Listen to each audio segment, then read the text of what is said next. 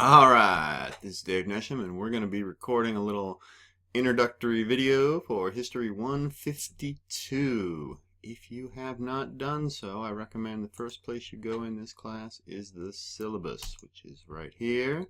And if you click on that and click on that, it will pop up in a new window. If you want to read it in a regular browser or a regular PDF viewer, you can click on that. If you want to download it, you can click on that. Alright, anyway, we're going to have virtual office hours in my summer office through Video Mobile. These are the times that I have them scheduled. I'll try and be there in the room at those times. If you would like to meet at another time, send me an email and we can set up an appointment. I, like you, am fairly busy during the summer, so it may be a little bit difficult for us to hook up, but by all means, give me an email and we can try and work that out. Alright, so this course is U.S. History since 1877. Our textbook is Rourke et al., American Promise Value Edition. Hopefully you can find that in Amazon or Abe Books or some other reseller for fairly affordable, as in hopefully dirt cheap. Okay, this course fulfills essential studies outcome number 8, and that means we're going to study the knowledge, theories, methods, and historical perspectives of the social sciences, particularly history, meaning that you're going to be a historian in this course, and I'm going to have you do things that historians do. We're going to do a whole lot of different things in this class. If you have questions, please use the forums. If you send me an email, only you get that information. If you put it in a forum, then all your classmates can access it later on. So some of you have been sending me emails already. Please put them in the forum, and then everybody can benefit from it. Course documents is going to be guidelines and all kinds of other links to help you complete the assignments. I put up PowerPoints and then what I'm calling rants, which are just little videos like this where I kind of go through some of the aspects of the PowerPoints that aren't clear from the slides themselves. So hopefully with the forums, the documents, the PowerPoints, and the office hours, we can somewhat simulate a real classroom environment. But this is an online course, so we have what we have. We have 3 exams, 2 primary source interpretations, and a whole bunch of quizzes. There's quizzes based on the textbook, and those are labeled Chapter 17, Chapter 18, Chapter 19, and so on. And then there's quizzes based on the historical sources modules, which I'll get to in a little bit. Those also have rolling due dates.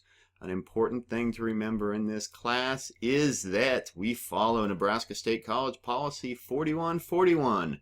And that means for a 3-hour class over the 8-week period, you're going to be committing 135 hours total to this little experiment in learning. So, if you're working full-time, that means that you have almost another full-time job or at least a part-time job with this course.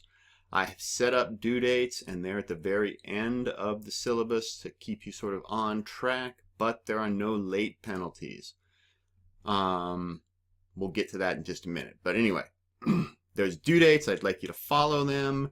There's retract dates, and what the retract dates mean is after that time you won't be allowed to take it. So I don't want people falling behind. That's why we have the retract dates. Assignments will be available at a certain time, due at a certain time, and then disappear at another time.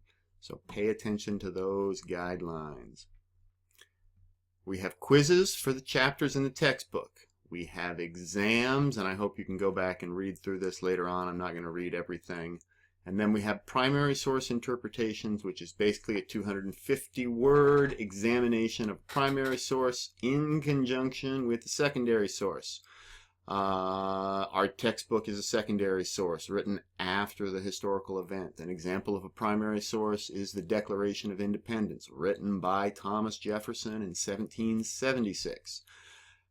Primary sources are written by people who lived through the event, and they are considered the gold standard of historians. That's how historians recreate the past. It's based on primary sources. We're going to use Chicago notation style citations because that's what historians do. We're going to use Turnitin to check your assignments against the World Wide Web to make sure that the words you're submitting are yours, or if they're someone else's words, you're giving them proper credit. All of these things will be discussed further in more postings later on. All right, finally, historical sources, and I think this has caused a little bit of confusion already. Historical sources is a module that I've created that let you guys engage with primary sources and secondary sources in a little bit deeper way than we do with a text reading. There's a little tool on the left-hand side of the page, and I'll get to that in just a second. Okay, so late policy. There are no late penalties in the class, but all the assignments disappear at a certain point. So please stay current. We're just going to skip all this. This is basically boilerplate language that all my syllabi have. Don't plagiarize. Pay attention to the due dates. Be civil if you engage in the forums.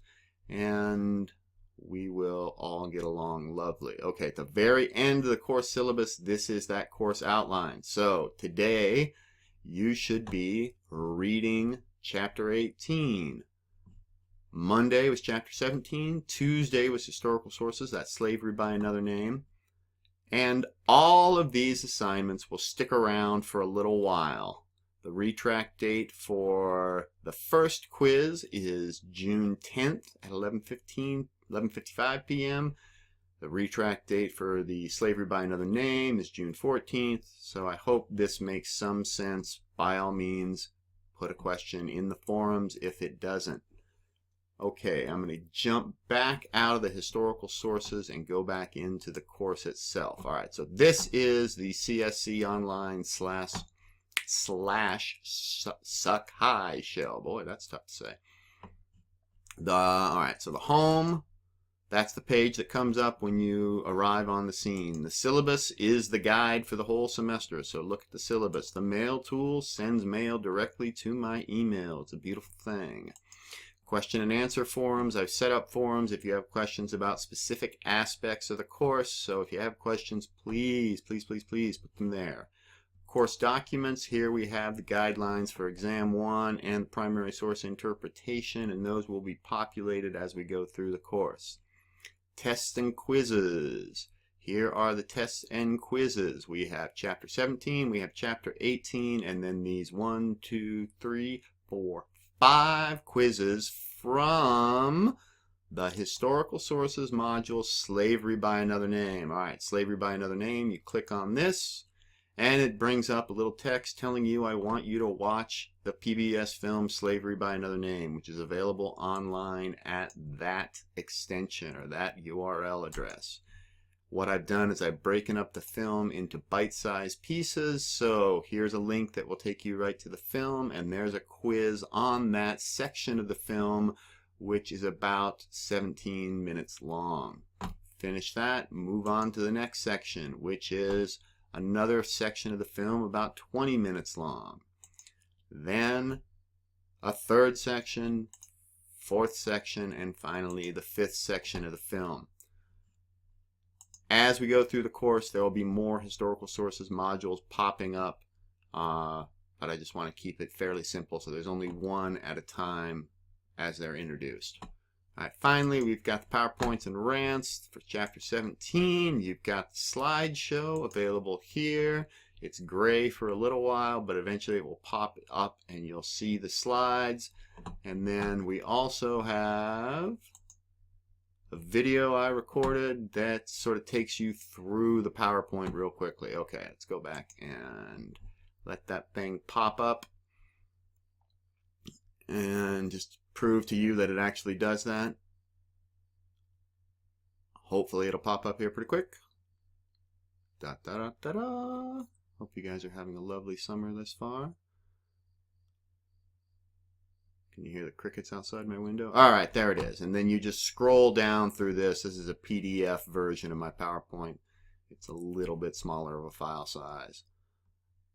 Moving on, assignments. Here is where you will submit your assignments. The primary source interpretation is already open, but it's not due until July 3rd.